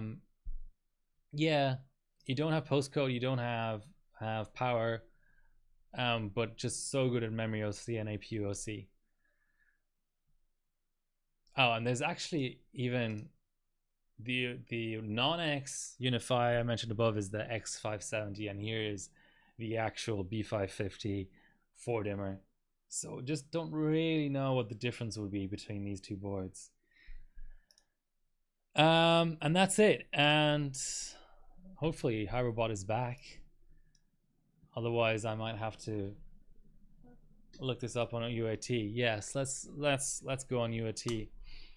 Just gonna have a quick look at all the AM4 boards in case I forgot something major, but I think that's a pretty comprehensive look through all of the boards. I mean, ASRock, there's so many boards here, but like ASRock, this is all just totally benching irrelevant. I think I had a Fatality ITX at one point. Garbage. I was trying to use it just for iGPU, even that was garbage. Not sure about these B5 450 boards. It really only starts getting good with ASRock. I mean, even the master, I mean, could an argument be made for a Tai Chi? I don't know. I've heard of so many Tai Chis dying. Yeah, I don't see anything that really stands out there. For Country Cup, I think an X570 or a B550 Tai Chi, I don't know which exists. Yeah, at a push, maybe that'll get you somewhere, but probably not on cold. Yeah, X570 Tai Chi, similar. Where's the Aqua? Is it even listed? Yeah, here we go. I mean, there's some subs on it, but it's such an expensive board. Asus, we spent a lot of time on this, but the Strixes I would avoid. The Primes, yeah, I don't know. Strix I, that's the only one. And then even Primes, I mean, just stick with the crosshairs. I mean, unless someone tells me that they've gone through the roof in the used market, I think the crosshairs are the way to go. Ooh, there was a Strix X570. I didn't know that, but everyone runs a B550. I think that's the one to go with. Anything racing on Biostar, at least you could take a gamble on it, but I don't know. Colorful, I didn't even know they made boards. 0 submissions, that says a lot. How could I forget? Really, really late entry. X570 Dark. But did it ever go retail? I mean, any dark board should be in contention, but I don't know. I don't know if it ever went retail, to be honest.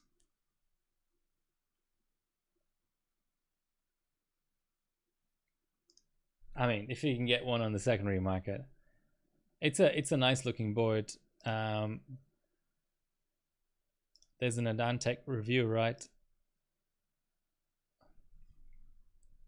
Let's at least look at the PCB. That's nice. Those 90-degree flipped dims and power connectors as well, and then that second display for the core temp. I mean, it's a nice looking board, but I never saw it retail anywhere, so I can't really take that seriously. Gigabyte, obviously 300 series, everything's totally out of the question. Yeah, I think that's it, guys. Let me know. I mean, some of the Tomahawks were okay, but you, especially on 1st and 2nd gen, you just need the cold volts. I don't think there's any way around that, really. Otherwise, you won't get full pots. Yeah, so, and if somebody is seriously benching those weird early parts, Bristol Ridge, and to some degree Raven Ridge, let me know in the comments and stuff. But that's it. That's the AM4 motherboard roundup. Hopefully that was useful. Next time I'll do AM3, which will be really, really interesting. But yeah, let's go back to regular benching. I'll blast this board one more time just to make sure we're done with it.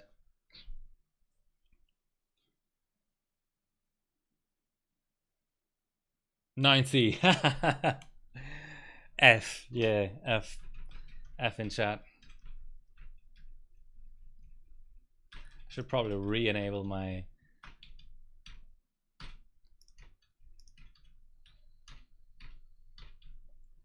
chiller.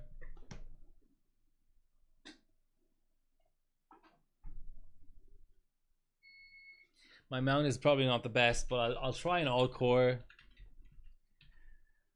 I'll try an all-core bench, see what happens.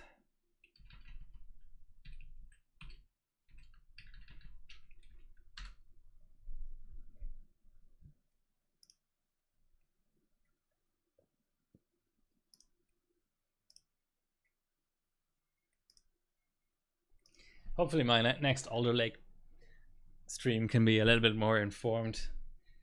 But yeah, only literally just unpacked the board today. 9C.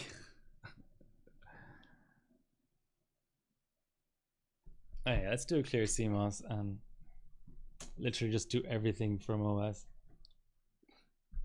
But I might need to clean my my slots. I'm doing one boot to OS and then one OC, and that's it until I get my first crash.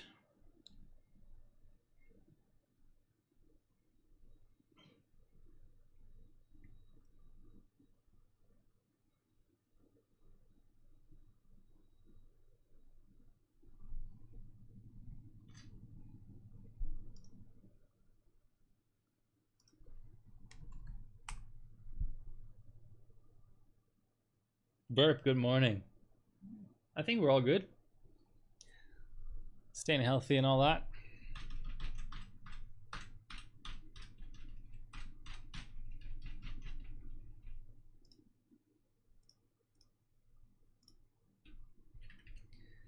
Okay.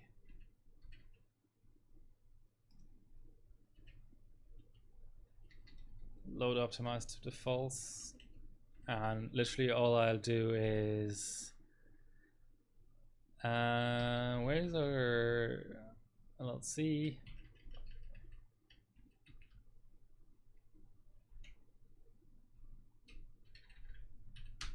That's all I'll do. I'll just set LLC.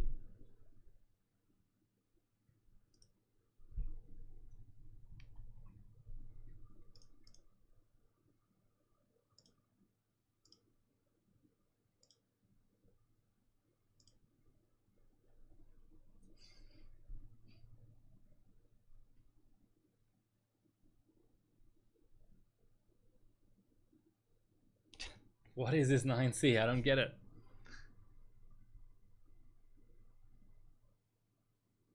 No, I'll be cutting it into a YouTube video anyway. I was doing a motherboard roundup for the AM4 socket, since that's nearing the end of its lifetime now, with AM5 coming by most accounts Q3 of this year. It's just so dumb. Okay, I'm literally just gonna pull a dim. I think that's it.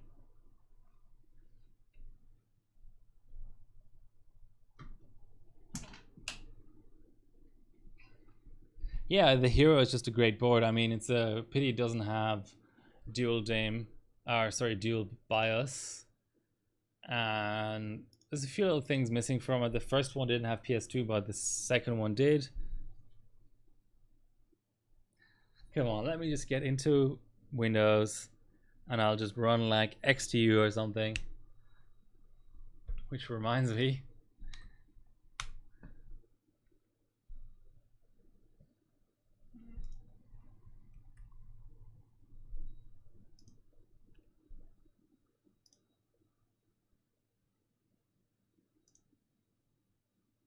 Hero 6 or Hero 7?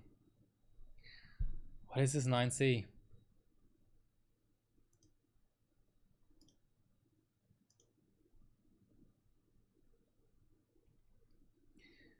.2 gigahertz. Okay. The other thing I can do is, on the backup BIOS, I have X2E. Maybe X2E is better. Oh, it's 690. I was doing an AMD comparison.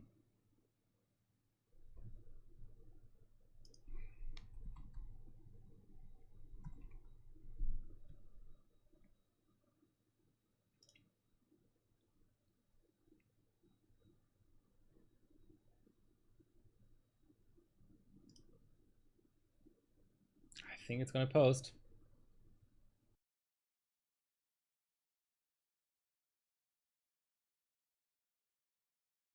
Excuse me, that was hay fever. Yeah, reversed, what was it, MOSFET or something. Okay, if we have 6 P cores with hyperthreading on and 4 E cores, we're running a bench.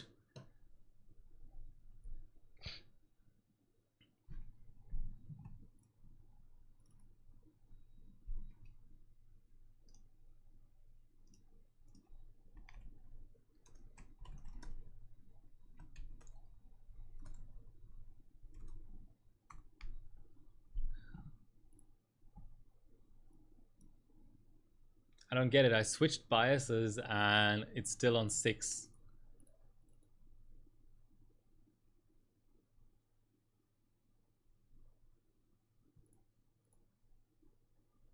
Yeah, it's okay. So it's sort of, it somehow retains BIOS settings on the backup BIOS too, which is weird.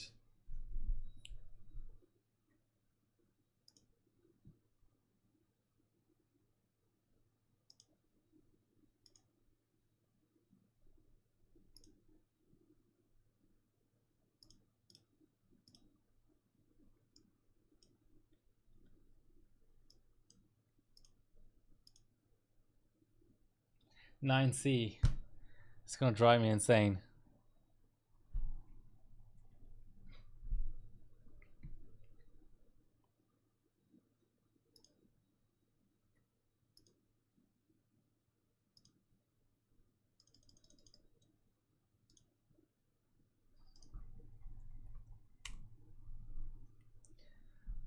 Come on.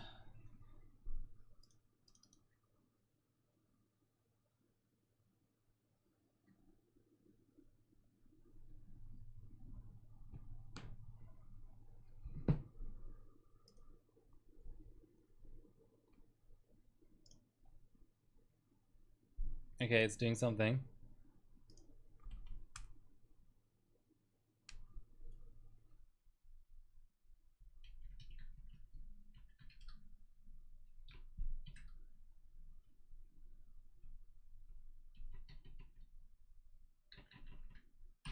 No, that's not right. It needs to... I was telling it to clear bias.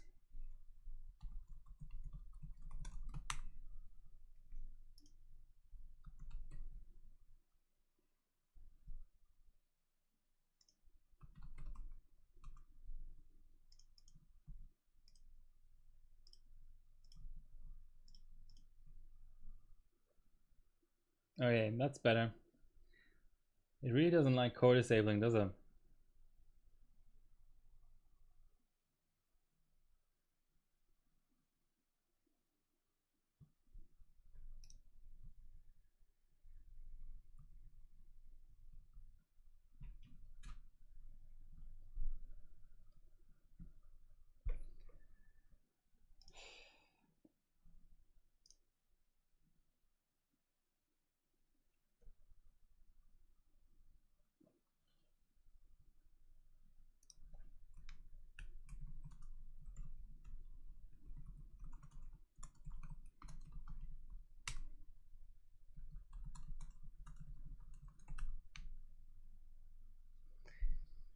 All right.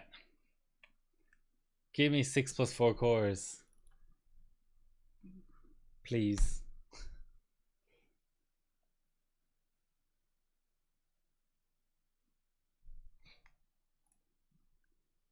There we go. Okay.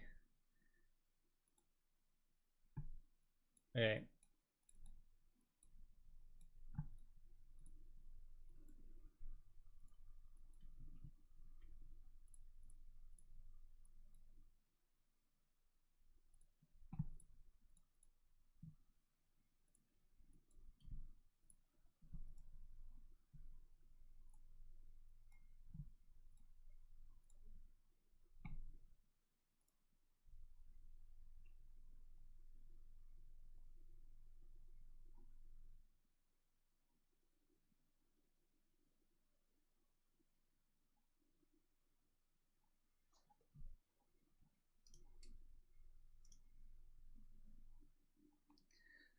$6,900 points.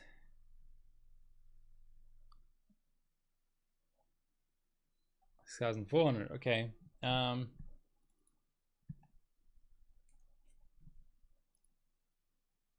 Could up the E cores a bit. My power delivery in this room is so bad. Like, anytime the chiller starts, it's just a disaster. The screen just blanks.